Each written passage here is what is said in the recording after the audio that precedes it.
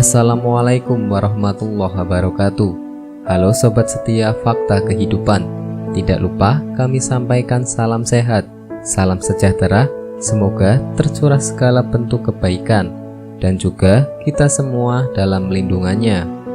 Seperti biasa, kita akan berbagi kisah dari yang unik, menarik sampai bikin nangis. Mari kita simak kisahnya.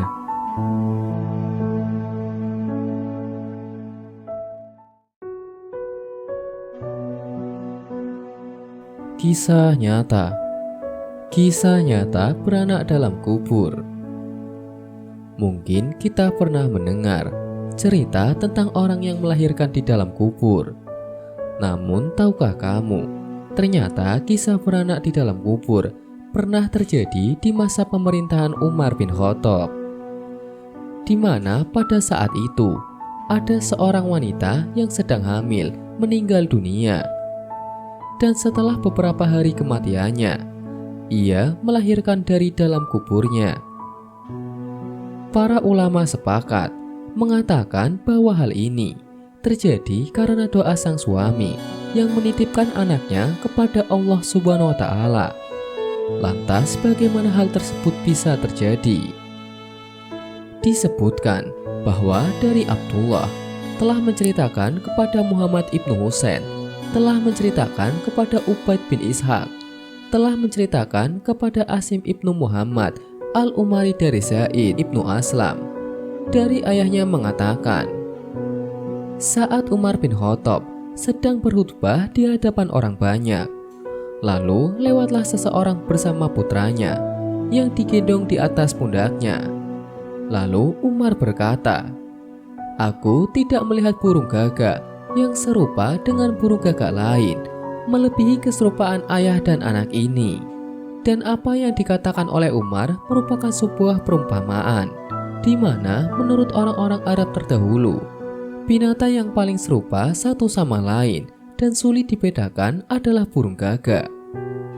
Kemudian orang itu menjawab, "Demi Allah, wahai Amirul Mukminin, ibu anak ini melahirkan setelah ia meninggal dunia."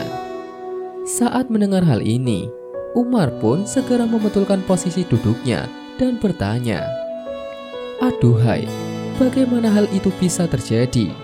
Tanyanya dengan penasaran.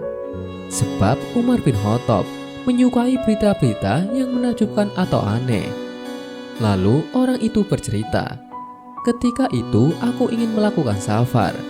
Saat aku berjalan ke arah pintu rumah, istriku bersikeras agar aku tidak pergi. Ia berkata, 'Bagaimana mungkin kau meninggalkan aku, sementara aku sedang hamil?' Lalu aku pun menenangkannya dan berkata, 'Aku menitipkan janin yang berada di dalam perutmu kepada Allah Subhanahu wa Ta'ala. Sehingga setelah itu aku pun pergi meninggalkannya. Dan setelah aku pulang dari kepergianku, aku melihat ada banyak kerumunan orang di depan rumahku.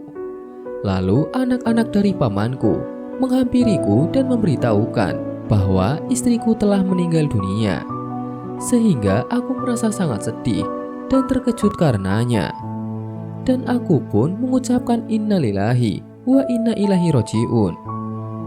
Lalu pada suatu malam, ketika aku duduk di baki bersama dengan anak-anak pamanku untuk makan malam, lalu tiba-tiba aku melihat ada asap yang keluar dari kuburan istriku. Lantas aku bertanya kepada anak-anak pamanku, "Apa ini?" Dan mereka menjawab, "Kami tidak tahu. Kami hanya melihat asap tersebut setiap malam di kuburan istrimu." Lalu aku berkata, "Demi Allah, aku adalah orang yang paling mengetahui tentang istriku. Dia sering berpuasa dan dia adalah wanita yang mulia. Dia selalu beramar ma'ruf nahi mungkar, sehingga Allah Subhanahu wa Ta'ala tidak mungkin menghinakannya." Lalu aku pun mengambil kampa dan bergegas menuju kuburan itu. Sementara anak-anak pamanku mengikutiku dari belakang. Dan ternyata kuburan itu terbuka dan aku melihat anak ini dipelukan ibunya. Lalu aku mendekat dan tiba-tiba ada suara yang berbicara kepada aku. Wahai orang yang menitipkan kepada Tuhannya, ambillah kembali titipanmu. Jika seandainya engkau juga menitipkan ibunya, maka tentu engkau akan mendapatinya juga.